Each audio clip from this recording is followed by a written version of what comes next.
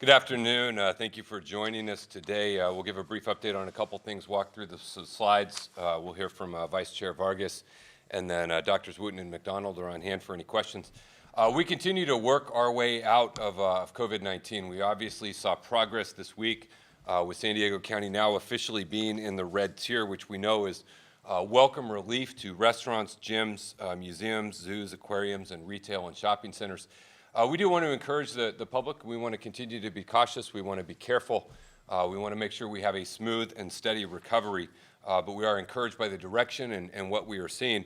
We're also encouraged, although supply of vaccines does not exist to meet the demand, we are encouraged. Our allocation for next week is about a 10% increase over what we have this week, and we've been holding steady or stable for a considerable amount of time, and it's not the increase we would like to see. We would rather have a doubling of the number of vaccines, but I think it does begin to show that the supply is beginning to uptick, and so we are encouraged in the coming weeks those numbers will continue to climb. However, we ask for the public's continued patience between our food and agricultural sectors and education and child care, along with those with underlying health conditions. There is going to be a shortage of first dose appointments in particular until the supply increases significantly. And so we ask for everyone's patience. We can only make appointments available for vaccines we receive, and we have no control over the supply of vaccines.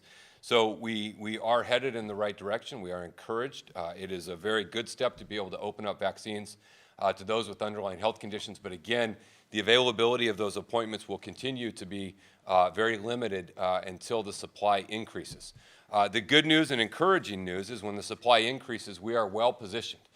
With some 30 sites around the county, we can do significantly more doses each day than what we're doing. And so as those supplies increase, we're going to be ready to make more appointments available immediately and get more shots in arms. But again, we encourage and continue to ask for everyone's patience as we go through this.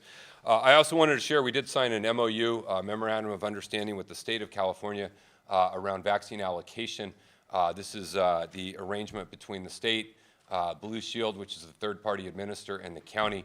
It's essentially memorializing the arrangement we have now, where we collaborate, we work together on allocations. The county retains the ability to sub-allocate and move those doses around to meet the need.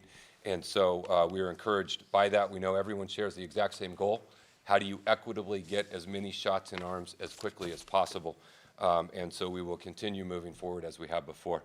With that, let's jump into our charts for today.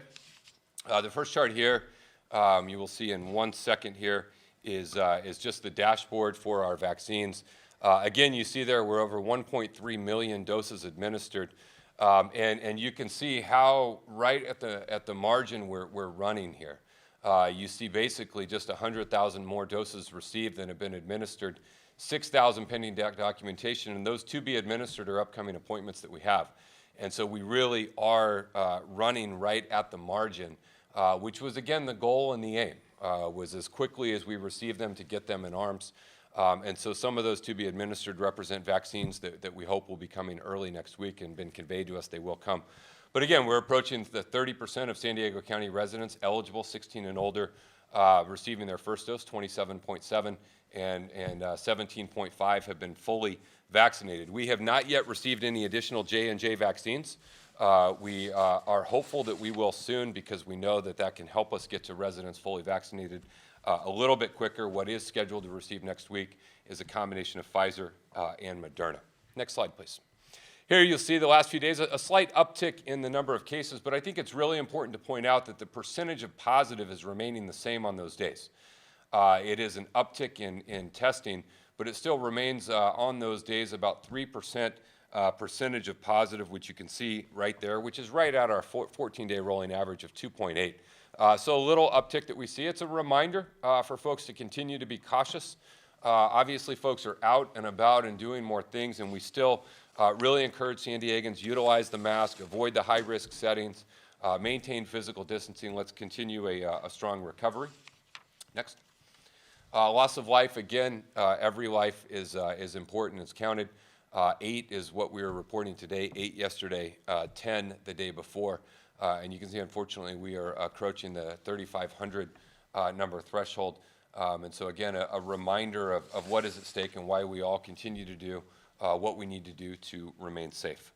The next slide here will just walk you through, again, the descending case counts. We dropped under that 7 total, 6.8 unadjusted and no change in the adjustment factor. Our testing positivity percentage is encouraging. That is in the orange tier, as is our health equity testing positivity percentage.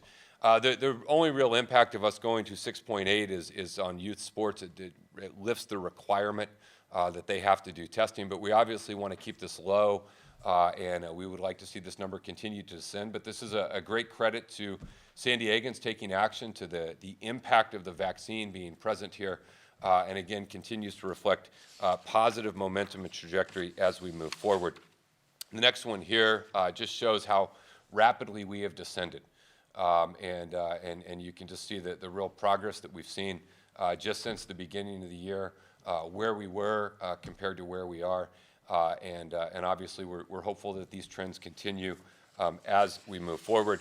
And then finally, just to reiterate, the red tier is where we are now. The changes, restaurants indoor at 25% capacity or 100 people, whichever is less. Zoos, museums, and aquariums indoor at 25% capacity. Retail can now go to 50%.